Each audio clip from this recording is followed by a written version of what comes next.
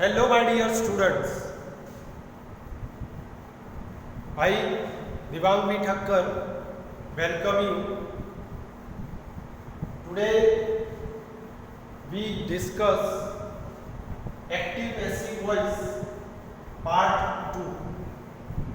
Dear students, in the last lecture, we discussed what is active voice, what is passive voice, and we came to know that how can we convert active into passive voice. In today's lecture, we will discuss the paragraph. We will do the paragraph practice. Students, આપણે પહેલા લેક્ચરમાં ચર્ચા કરી હતી કે active voice કોને કહેવાય, passive voice કોને કહેવાય, એક્ટિવમાંથી પેસિવમાં કેવી રીતે કન્વર્ટ કરી શકાય. We have already known that to convert from active into passive we have to do 6 changes. મિત્રો આપણે જાણીએ છીએ 6 ફેરફારો કરવા પડે. એક્ટિવ વોઇસ કોને કહેવાય એ આપણે જાણીએ છીએ કે જ્યારે ક્રિયાપદ પહેલા કરતા આપ્યું હોય તો એને એક્ટિવ વોઇસ કહેવાય, ક્રિયાપદ પહેલા કર્મ આપ્યું હોય તો પેસિવ વોઇસ કહેવાય. તો થોડી આપણે એનું રિવિઝન પણ કરી લઈએ. એક્ટિવમાંથી પેસિવ વોઇસમાં ફેરવવા માટે મુખ્ય 6 ફેરફારો કરવા પડે. પહેલા આપણે એક્ટિવ વોઇસ જોઈએ. એક્ટિવ વોઇસમાં સબ્જેક્ટ આગળ હોય, સબ્જેક્ટ પછી સામાન્ય રીતે વર્બ હોય, વર્બ પછી ઓબ્જેક્ટ, અને જો વધારાના શબ્દો હોય તો આપણે એને અધર વર્ડ્સ કહીએ. હવે એક્ટિવમાંથી પેસિવ વોઇસમાં ફેરવવા માટે મુખ્ય 6 ફેરફારો કરવા પડે. સૌથી પહેલા ઓબ્જેક્ટને સબ્જેક્ટના પ્લેસ ઉપર મૂકીએ એટલે અહીંયા ઓબ્જેક્ટ મુકાય. પછી એમ ઇઝ આર, જો સાદો વર્તમાન કાળ હોય તો એમ ઇઝ આર લખાય, સાદો ભૂતકાળ હોય તો વોઝ વેર લખાય, ચાલુ વર્તમાન કાળ હોય તો એમ ઇઝ આર બીઇંગ લખાય, ચાલુ ભૂતકાળ હોય તો વોઝ વર બીઇંગ લખાય, પૂર્ણ વર્તમાન કાળ હોય તો હેવ હેઝ બીન લખાય, પૂર્ણ ભૂતકાળ હોય તો હેડ બીન લખાય, અને જો ભવિષ્યકાળ હોય તો વિલ શેલ હેવ ની જોડે બીન લખાય. આ બીજો ફેરફાર. પહેલો ફેરફાર કર્મને કર્તાના સ્થાને મુકાય. બીજો ફેરફાર, જો ક્રિયાપદ સાદા વર્તમાન કાળનું હોય તો એમ ઇઝ આર લખાય, ભૂતકાળ હોય તો વોઝ વર લખાય, ચાલુ કાળ હોય ચાલુ વર્તમાન કાળ તો એમ ઇઝ આર ની જોડે બીઇંગ લખાય, ચાલુ ભૂતકાળ હોય તો વોઝ વેર સાથે બીઇંગ લખાય, પૂર્ણ વર્તમાન કાળ હોય તો હેવ હેઝ હેડ બીઇંગ લખાય, અને પૂર્ણ ભવિષ્યકાળ હોય તો વિલ શેલ હેવ. આ બીજો ફેરફાર. ત્યારબાદ ત્રીજો ફેરફાર, જેને પાસ્ટ પાર્ટિસિપલ અથવા B3 કહી શકાય. પછી બાય, પછી સબ્જેક્ટ, અને પછી અધર વર્બ્સ. મિત્રો, આટલું આપણે જોયું હતું. હવે ગઈ વખતે પહેલા લેક્ચરમાં આપણે સિમ્પલ સેન્ટેન્સીસ સાદા વાક્યો જોયા હતા. આજે આપણે પ્રશ્નાર્થ અને નકાર વાક્યની ચર્ચા કરીએ. સપોઝ કોઈ નકાર વાક્ય હોય, નેગેટિવ સેન્ટેન્સ. એક્ટિવ વોઇસમાં માનો કે આવું વાક્ય છે કે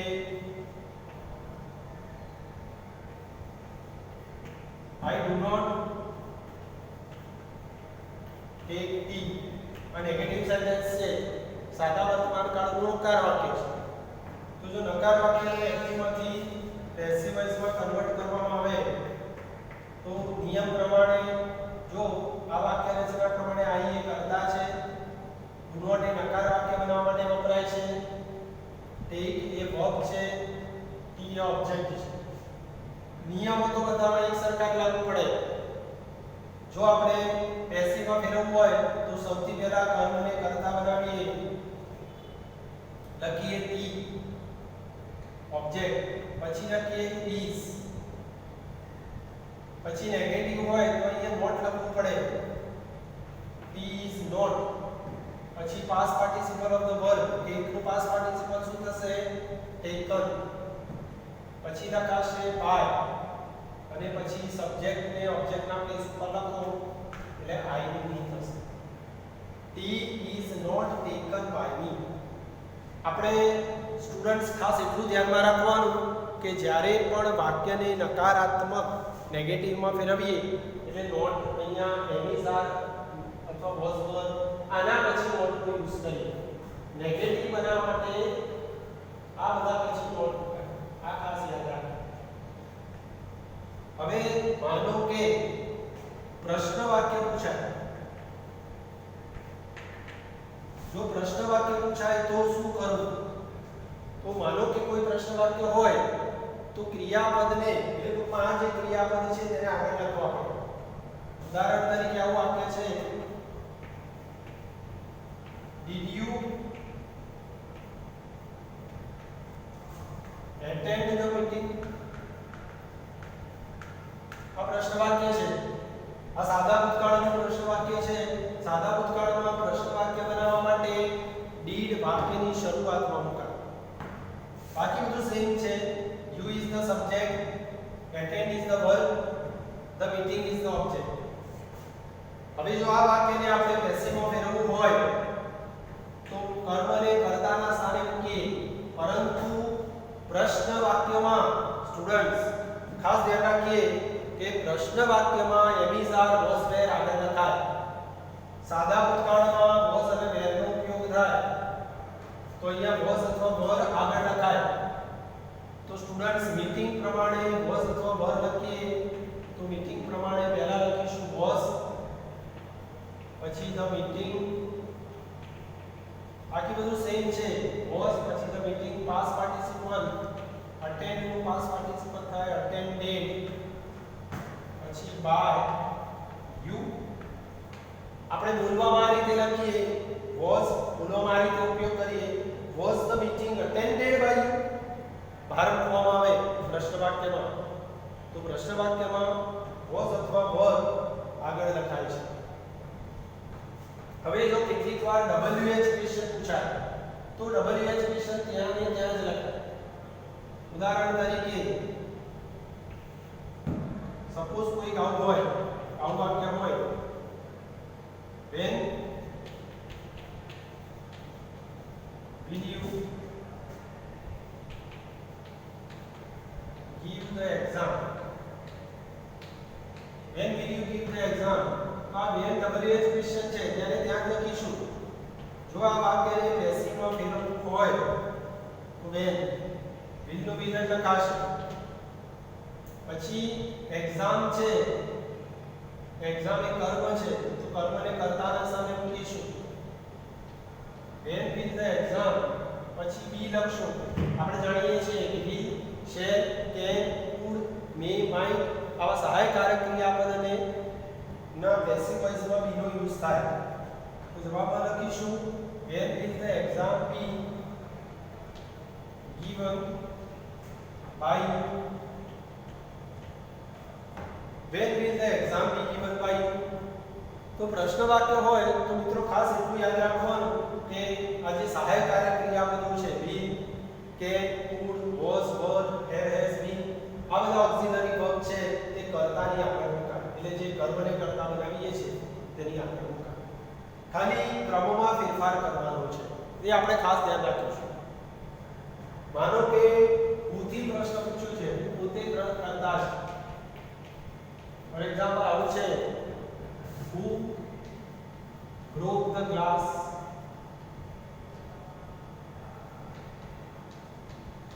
Who broke the glass? તો આ WH ક્વેશ્ચન છે, who થી પ્રશ્ન પૂછ્યો છે. જેમ I ને આપણે by me તરીકે લખીએ છીએ તેમ who આપ્યું હોય તો પેસિવ વોઇસમાં ફેરવવા માટે by who શરૂઆતમાં લખાય છે. તો જવાબમાં લખીશું by who. broke એ સાદો ભૂતકાળ છે માટે was લખાય. કર્મને કર્તાના સ્થાને મૂકો. by whom was the glass broken? Convert કરી શકાય. By whom was the glass broken? તો પ્રશ્ન વાક્યમાં WH ક્વેશ્ચન હું હોય તો આવી રીતે એક્ટિવમાંથી પેસિવમાં કન્વર્ટ કરી શકાય.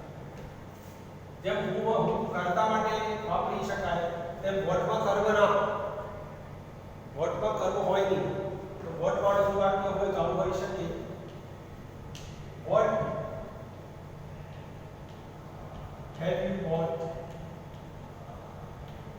વોટમાં કર્મ હોતું નથી. કર્મ વિશે જાણવા માટે જ આપણે વોટ વડે પ્રશ્ન પૂછીએ છીએ.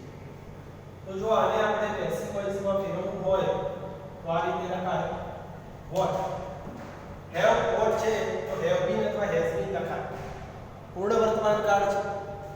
પૂર્ણ વર્તમાન કાળને પેસિવમાં ફેરવો એટલે બીનનો યુઝ કરી શકાય. તો જવાબમાં લખીશું what has been bought by. આમાં કર્મ હોતું નથી એટલે આવી રીતે પેસિવમાં ફેરવી શકાય. what has been bought by you તો આને આ રીતે એક્ટિવમાંથી પેસિવમાં ફેરવી શકાય. તો હુંમાં કરતા હોતું નથી વોટમાં કર્મ હોતું નથી તો હું અને વોટ વાળા વાક્યો પૂછાય તો સ્ટુડન્ટ્સ આવી રીતે પેસિવમાં કન્વર્ટ કરી શકાય. તો આપણે નેગેટિવ સેન્ટેન્સ જોયા, પ્રશ્ન વાક્ય જોયા, WH જોયા. જો બે કર્મવાળા વાક્યો આપ્યા, સપોઝ વાક્યમાં બે ઓબ્જેક્ટ હોય તો બે ઓબ્જેક્ટ હોય તો બે રીતે પેસિવમાં ફેરફાર કરી શકાય. ઉદાહરણ તરીકે આવું વાક્ય આપ્યું છે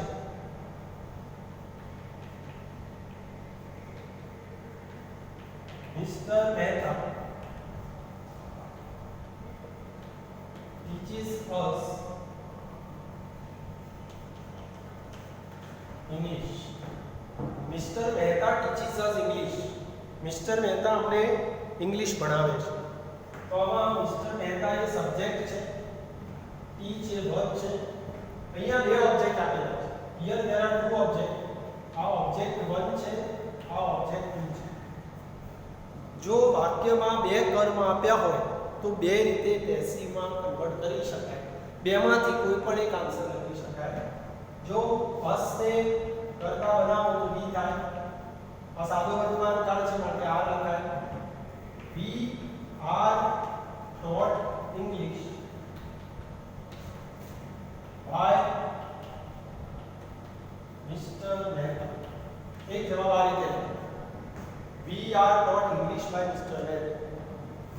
બીજો જવાબ આપવો હોય જો ઇંગ્લિશ ને કરતા બનાવવો હોય તો આ રીતે લખાય English is taught to us by Mr. Mehta. English is taught to us by Mr. Mehta. તો આમાં બે કર્મ છે તો બે કર્મવાળા વાક્યને બે રીતે પેસિવમાં કન્વર્ટ કરી શકાય. બેમાંથી કોઈ પણ એક જવાબ આપણે લખી શકીએ. તો ડિયર સ્ટુડન્ટ્સ આ આપણા એક્ટિવ અને પેસિવ વોઇસના વાક્યોની પ્રેક્ટિસ આપણે કરી. આપણે એક્ટિવ પેસિવ વોઇસની ડેફિનેશન જોઈ, એક્ટિવમાંથી પેસિવમાં કેવી રીતે કન્વર્ટ કરી શકાય, કેટલા ફેરફાર કરી શકાય એની ચર્ચા કરી કે 6 ફેરફારો કરી શકાય. સાદા વાક્યો, વિધાન વાક્યો, પ્રશ્નાર્થ વાક્ય, નકાર વાક્ય, બે કર્મવાળા વાક્યો તેની પ્રેક્ટિસ કરી. હવે બોર્ડ એક્ઝામમાં એક્ઝામની પેટર્ન પ્રમાણે આ રીતે પ્રશ્ન પૂછાશે. આપણે એની પ્રેક્ટિસ વર્કબુકમાંથી કરીએ છીએ. વર્કબુકમાં પાના નંબર 101 આપણી જે વર્કબુક છે તેમાં પેજ નંબર 101 માં paragraph number 10 page number 101 paragraph number 10 તેની આપણે પ્રેક્ટિસ કરીએ. બરોબર, એમાં કેટલાક પેરેગ્રાફ આપેલા છે તો આ પેરેગ્રાફની આપણે પ્રેક્ટિસ કરીએ.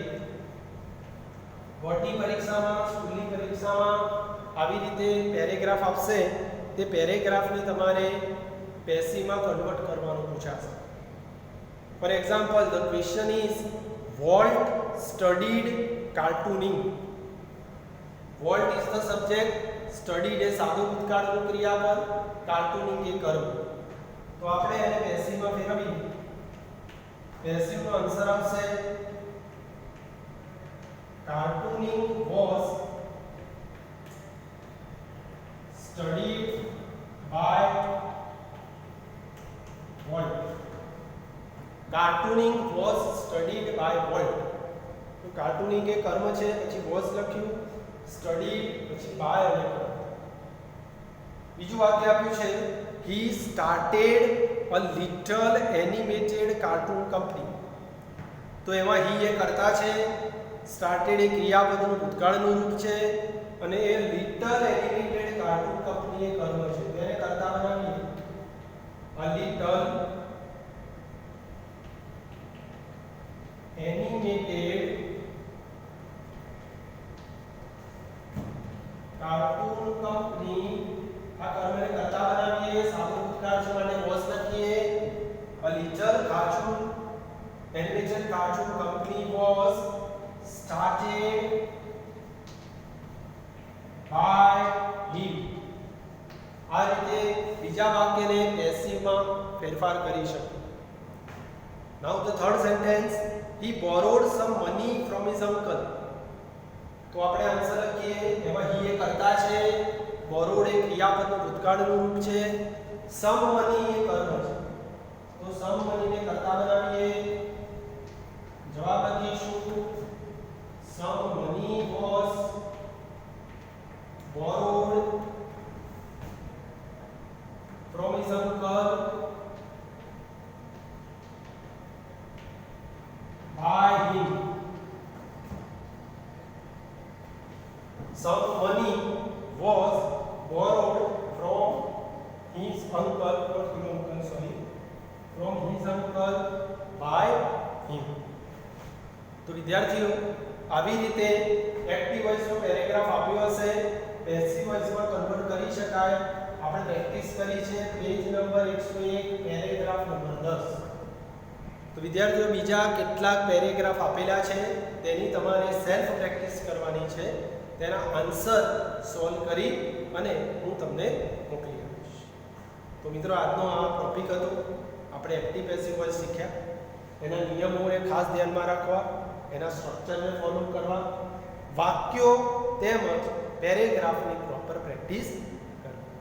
આપણે જાણીએ છીએ કે 11મા ધોરણમાં જે કોઈ ગ્રામર ભણીએ છીએ તે ગ્રામર 12મા ધોરણમાં પણ રિપીટ થાય છે.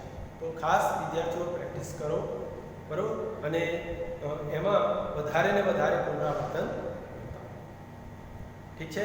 Okay, I hope you can understand this topic very well. You do not have any doubt. If you have any query, then you can ask me personally. Okay, thank you, bye.